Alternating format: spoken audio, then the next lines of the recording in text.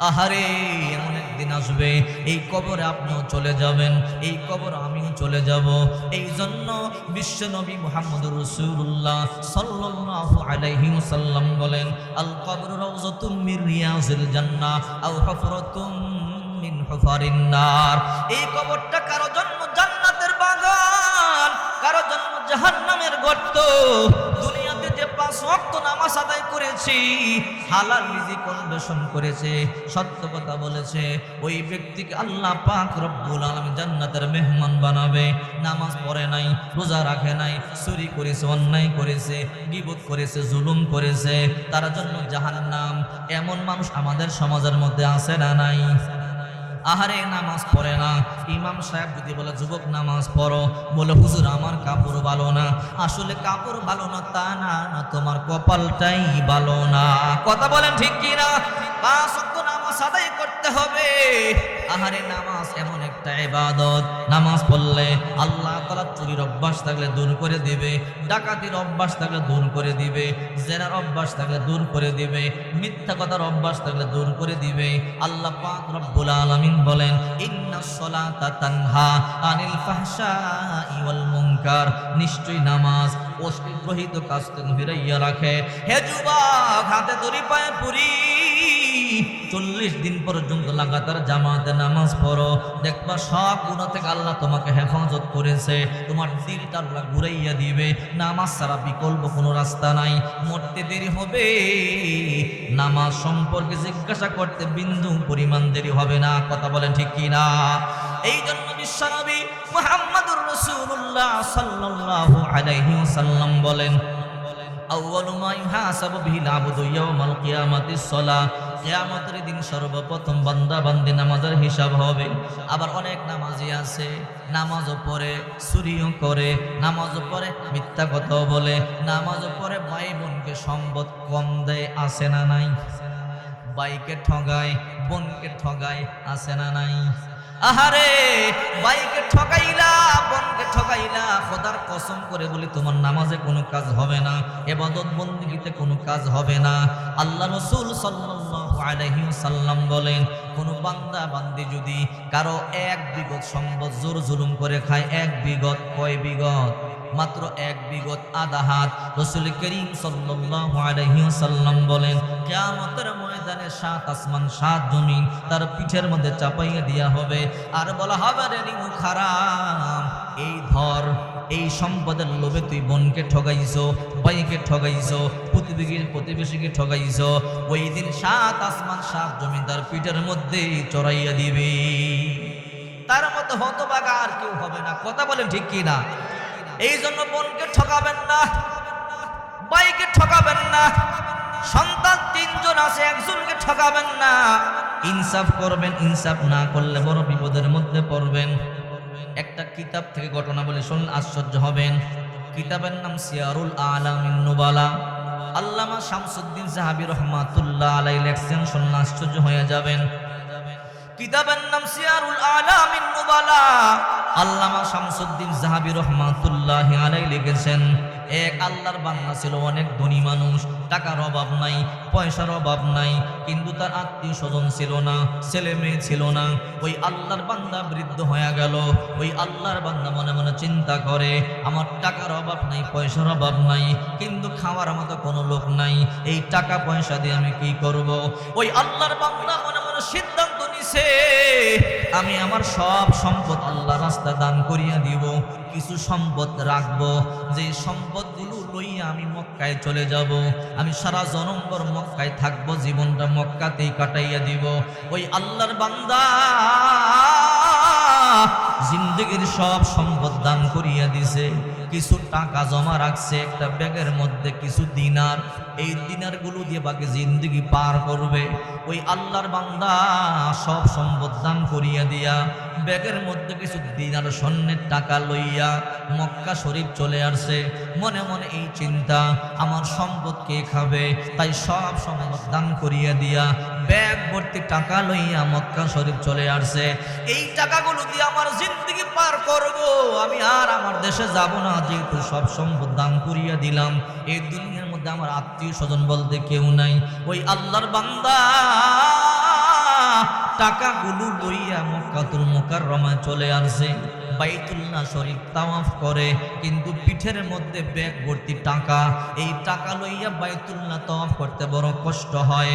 এই জন্য আল্লাহর বান্দা মনে মনে চিন্তা করে, এই টাকা লইয়া বাইতুল্লাহ তাওয়াফ করতে আমার বড় কষ্ট হয়।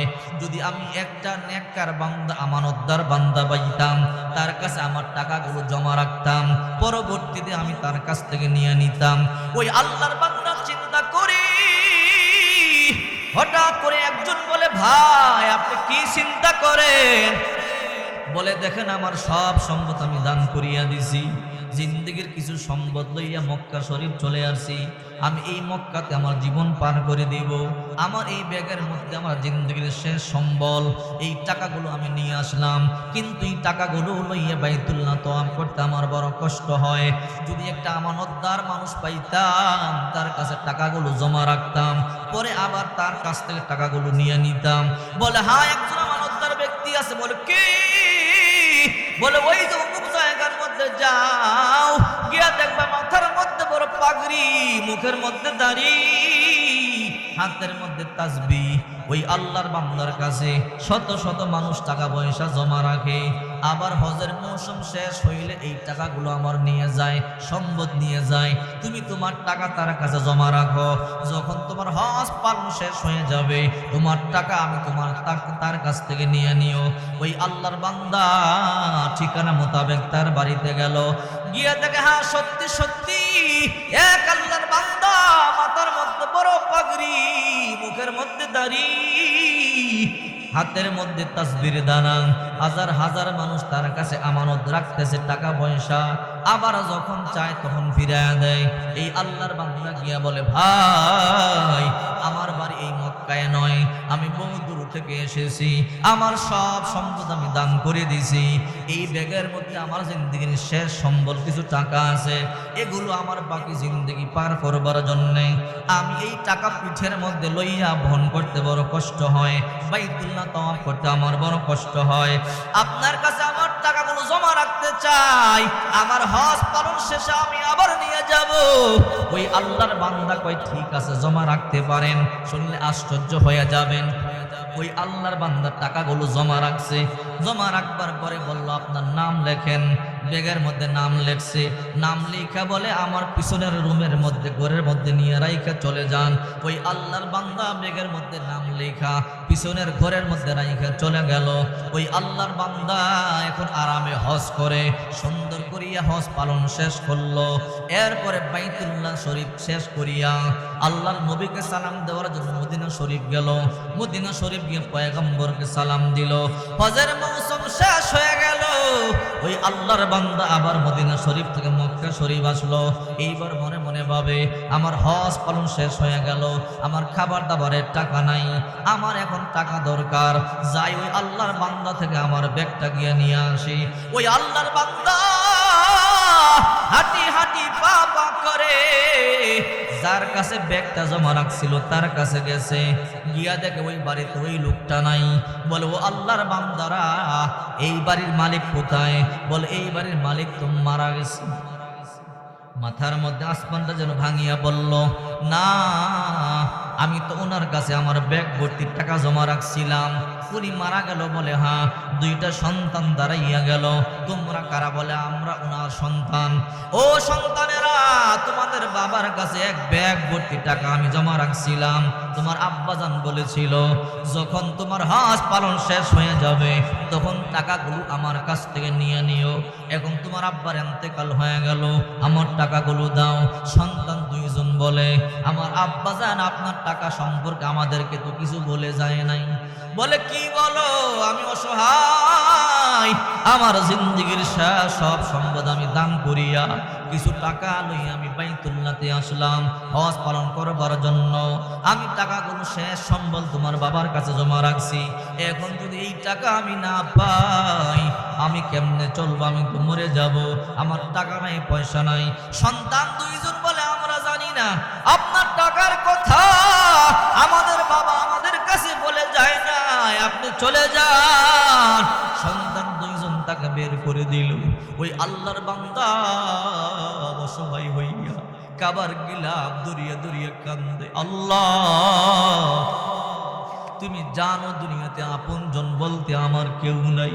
আমার সব সম্পদ আমি দান করিয়া দিয়া কিছু সম্পদ লইয়া আসছিলাম এই বাইতুল্লাহ তাওয়াফ করবার জন্যে। ওগো আল্লাহ, হজ করবার জন্যে, আমি জিন্দেগিটা বাইতুল্লাহ কাটায়া দেওয়ার জন্যে। এখন আমার শেষ সম্বল হারায়া গেল। আল্লাহ, আমি কি খাবো? আমি জামা কাপড় কেমনে কিনবো? আমার এখন তো কোনো কিছুই নাই। ওই আল্লাহর বান্দা বাইতুল্লাহ গিলাফ ধরে ধরে কান্দে। কিতাবের মধ্যে আছে এই বাইতুল্লাহ চত্বরে আল্লাহ যোগে যোগে কিছু বলি আবদাল রাইখা দেয়। মানুষ যখন বিপদের মধ্যে পড়ে ওই ওলিদের মাধ্যমে আল্লাহ তাআলা বিপদগ্রস্ত বান্দার হেফাজত করে। আল্লাহু আকবার বলেন। যখন ওই আল্লাহর বান্দা কাবার গিলাফ দরিয়া দরিয়া কাঁদতেছে, আল্লাহ আমার শেষ সম্বল হারায় গেছে। ওগো আল্লাহ, আমি এখন কি করব? আমার তো যাওয়ার কোনো জায়গা নাই। এক আল্লাহর ওলি দেখছে, দেখা মনে মনে ভাবে এই লোকটা মনে হয় বিপদের মধ্যে পড়ছে, নতুবা কাবার গিলাফ দরিয়া দরিয়া কেন কান্দে? ওই আল্লাহর বান্দা তার কাছে আসছে। আয়েশা বলে, ভাই তুমি কাবার গিলাফ দরিয়া দরিয়া কেন কান্দো? কারণটা কি বলো?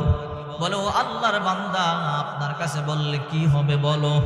বলে, দেখেন না আমার বাড়ি অমুক দেশে, আমার আত্মীয় স্বজন দুনিয়াতে কেউ নাই, সব সম্পদ আমি দান করিয়ে দিছি আল্লাহর রাস্তায়। কিছু সম্পদ লইয়া আমি আসছিলাম আপনার কাছে। ওই দিন দেখা হয়েছে, আপনিই তো বলছিলেন উমুকের কাছে জমা রাখো, আমি হজ করতে আমার বড় কষ্ট হয়। ওই দিন টাকাগুলো আপনিই তো বলছিলেন ওই ব্যক্তির কাছে জমা রাখো। বলে, হ্যাঁ জমা রাখছিলাম, তো কি হয়েছে? বলে, এখন হজ পালন শেষ করিয়া তার কাছে টাকার জন্য গেলাম। এখন ওই আল্লাহর বান্দা নাকি দুনিয়া থেকে চলে গেছে। তার সন্তানেরা বলে, আমরাও জানি না, আমার আব্বা জান আপনার সম্পদের কথা আমাদেরকে বলে যায় নাই। আমার বড় বিপদ, এখন আমি কই যাব? আমার টাকা নাই, পয়সা নাই, আমি কি খাবো? কই, আপনি কাঁদবেন না, আপনাকে একটা বুদ্ধি শিখাইয়া দেই। যদি আমি কাজটা আপনি করতে পারেন তাহলে আপনার টাকা আপনি ফিরে পাবেন। সুবহানাল্লাহ বলেন। কয়, কি কাজ? কয়, এই যে সামনে জমজম কূপ দেখতেছেন, এই জমজম কূপের সামনে যান, জমজম কূপের পানি দিয়ে ওযু বানান, ওযু বানাইয়া 2 রাকাত নামাজ পড়েন, নামাজ পড়িয়া জমজম কূপের সামনে যান, জমজম কূপের সামনে গিয়া বলবেন, ও আল্লাহর বান্দা তুমি বের হও, তুমি দাঁড়াও, তুমি আমার টাকার সংবাদ আমারে দিয়া দাও। ওই আল্লাহর বান্দা যদি নেককার হয়, জমজম কূপ থেকে লাফ দিয়ে দাঁড়াইয়া তোমার টাকার সংবাদ তোমাকে দিয়ে দিবে। আল্লাহু আকবার। কারণ কি? মানুষ যখন মারা যায়, নেককারদের রূহটা এই জমজম কূপের মধ্যে জমা হয়। সুবহানাল্লাহ বলেন। আপনি যখন মারা যাবেন, যদি নেককার হন তাহলে আপনার রূহটা এই জমজম কূপের মধ্যে জমা হবে। কিতাবের নাম সিয়ারুল আলামিন নুবালা, আল্লামা শামসুদ্দিন যাহাবী রাহমাতুল্লাহ আলাইহি লিখেছেন। আল্লাহু আকবার বলেন। যাও যাও, জমজম কূপের সামনে যাও, ওযু বানাও, 2 রাকাত নামাজ পড়িয়া ডাক দাও। যদি লোকটা নেককার হয়, জমজম কূপ থেকে বের হবে, লাফ দিয়ে দাঁড়াবে, তোমার টাকার সংবাদ তোমাকে বলে দিবে। ওই আল্লাহর বান্দা জমজম কূপের সামনে গেল, ওযু বানাইলো, 2 রাকাত নামাজ পড়লো, 2 রাকাত নামাজ পড়িয়া ডাক দিছে, ও আল্লাহর বান্দা জমজম কূপ থেকে তুমি দাঁড়াও, আমার সম্পদের সংবাদ তুমি আমারে বলে দাও, আমার সম্পদ কোথায় রাখছো আমারে বলো। ওই আল্লাহর বান্দা যতই ডাকে কেউ উঠে না। আবার 2 রাকাত নামাজ পড়লো, আবার ডাকলো, আবার উঠে না, আবার 2 রাকাত নামাজ পড়লো, আবারও ডাকলো, আবার উঠে না, আবার 2 রাকাত নামাজ পড়লো, আবার ডাকলো, আবার উঠে না। 5বার আবার 2 রাকাত নামাজ পড়লো, আবারও ডাকলো, আবার উঠে না। 10 রাকাত নামাজ হয়ে গেল, রাগ হয়ে গেল। এবার বাইতুল্লাহর গিলাফ ধরে আবারও কান্দি। ওই আল্লাহর বান্দাকে, এখন আমার কেন কান্দো? ওই আপনার কথায় 2 রাকাত নয় 10 রাকাত নামাজ পড়িয়া ডাকলাম, কিন্তু লোকটা উঠে না। কই, লোকটা তো উঠে না। বলে, বুঝলাম, আর একটা কাজ করো, যদি করো তাহলে তোমার টাকা পাইবা। বলে, কি কাজ? কই, ইয়ামেন দেশে যাও, ইয়ামেন দেশে একটা কূপ আছে, কূপের নাম বারহুদ কূপ। যত বদকার আছে, নাফরমান আছে, যখন মারা যায় ইয়ামেনের বারহুদ কূপের মধ্যে তাদের রূহগুলো জমা হয়। নেককাররা যদি মারা যায় তাহলে রূহগুলো জমজম কূপে জমা হয়, মনে রাখবেন। আর বদকার যারা মারা যায় তাদের রূহগুলো ইয়ামেন একটা বারহুদ কূপ আছে, নেড়ে চার্জ দিবেন, বারহুদ কূপ দেখবেন, বিশাল এক ভয়ঙ্কর কূপ দেখতে পাবেন। ওই কূপটা ইয়েমেন দেশে আছে। ওই বদকারদের রূহটা ওই বারহুদ কূপের মধ্যে জমা হয়। এই আল্লাহর বান্দা মনে হয় তোমার লোকটা নেককার না, এই জন্য তার রূহটা জমজম কূপের মধ্যে জমা হয় নাই। যদি তুমি টাকা পাইতে চাও তাহলে তুমি ইয়ামেন দেশে যাও, ইয়ামেন দেশে গিয়া বারহুদ কূপের মধ্যে গিয়া 2 রাকাত নামাজ পড়ে ডাক দাও। যদি লোকটা বদকার হয় কূপ থেকে লাফ দিয়ে দাঁড়াইয়া যাবে, তোমার টাকার সংবাদ তোমাকে দিয়ে দিবে। আল্লাহু আকবার। আমি ইয়ামেন দেশে কেমনে যাব? আমি তো ইয়ামেন দেশ চিনি না, কেমনে যাব? আমি ওই কূপটাও চিনি না। ওই আমি তোমার একটা রাহবার দিব, সে তোমাকে ইয়েমেন দেশে ঘোড়া চলাইয়া নিয়ে যাবে। এইবার একজন লোক দিল, ওই ব্যক্তি তাকে ঘোড়ায় চড়াইয়া ইয়েমেন দেশে নিয়ে গেল। যেতে যেতে ইয়েমেন দেশে যাওয়ার পরে বলে, এই সেই কূপ, নাম বারহুদ কূপ।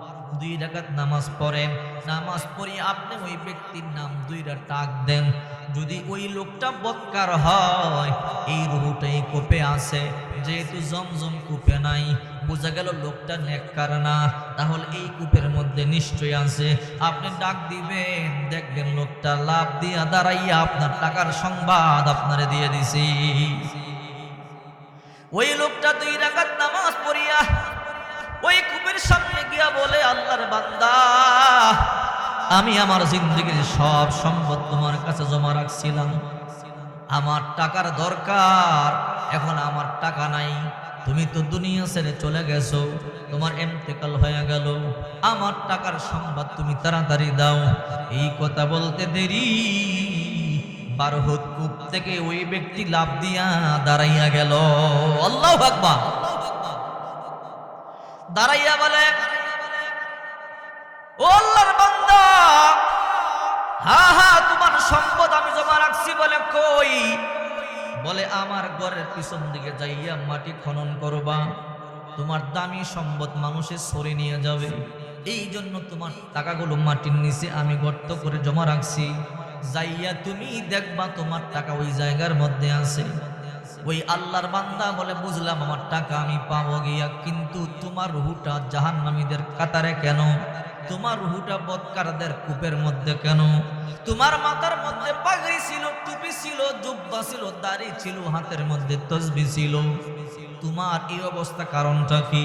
এবার ওই বান্দা চোখের পানি সারিয়া কান্না করে বলে, ওগো আল্লাহর মেহমান, আমি জীবনে এমন কোন আমল নাই আমি করি নাই, সারা জনম পর আমি আমল করেছি, 5 ওয়াক্ত নামাজ পড়েছি, তাহাজ্জুদ পড়ে পড়ে কপালে দাগ ফালাইয়া দিছি, আমি 5 ওয়াক্ত নামাজ কাবা ঘরের ভিতরে পড়তাম, কাবা ঘর, কাবা চত্বরে, হেরেম শরীফের ভিতরে 1 রাকাত 1 লক্ষ রাকাতের সওয়াব, সারা জনম পর আমি হেরেমের ভিতরেই নামাজ পড়েছি, প্রতিদিন তাহাজ্জুদের নামাজ পড়েছি, আমানত রক্ষা করেছি, এমন কোন আমল নাই আমি জিন্দগিতে করি নাই, প্রতি বছর হজ করেছি, মানুষের আমানত আমি রক্ষা করেছি, এমন কোন আমল নাই আমি করি নাই।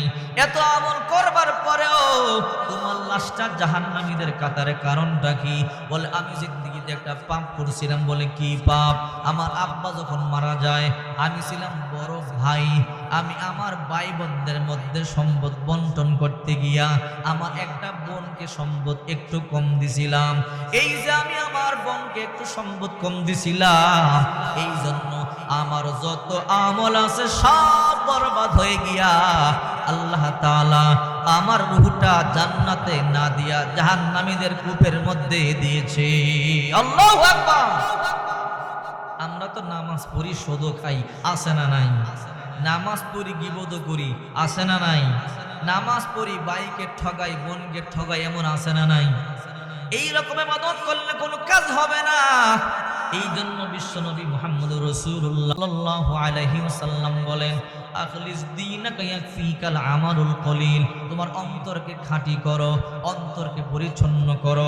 যদি তোমার অন্তরকে খাঁটি করতে পারো, আমল যদি কম হয়, ওই অল্প আমলেই তোমার জান্নাতে যাওয়ার জন্য যথেষ্ট হয়ে যাবে।